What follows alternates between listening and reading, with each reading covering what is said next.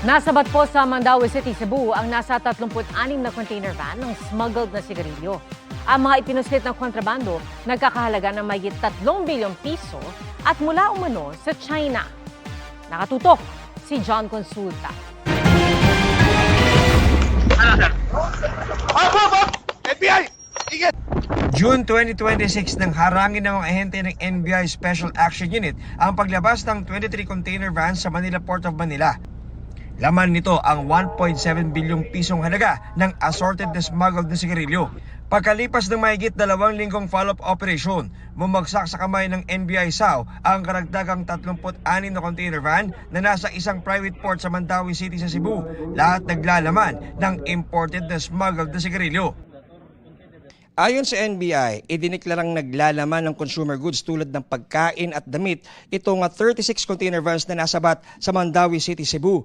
Pero ayon sa BIR, tinatayang mahigit 10 bilyong piso ang lugi ng gobyerno sa excise tax pa lamang dahil nga sa itinangkang ipuslit na smuggled na sigarilyo nito sa ating bansa.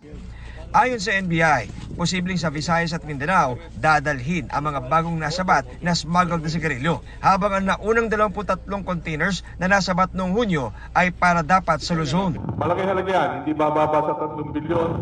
Ito ay galing sa manufacture dito sa China at ito ay nahuli sa iba't ibang bahagi ng city ng Mandaue. Ating hahabulin at yung may kinalaman dito ay we have a follow-up operation upang papanagutin natin sa violation ng anti-agricultural smuggling at Republic Act 1063 ng ito yung Custom Modernization Act at the National Internal Revenue Code of 1992.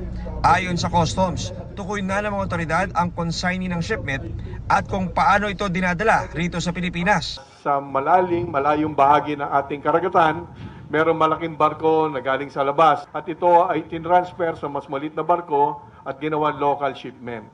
Kaya ito ay hindi dumaan sa ating international ports. Napakahigpit ngayon ng Bureau of Customs sa ating mga international ports. John Consulta, nakatutok, 24 oras.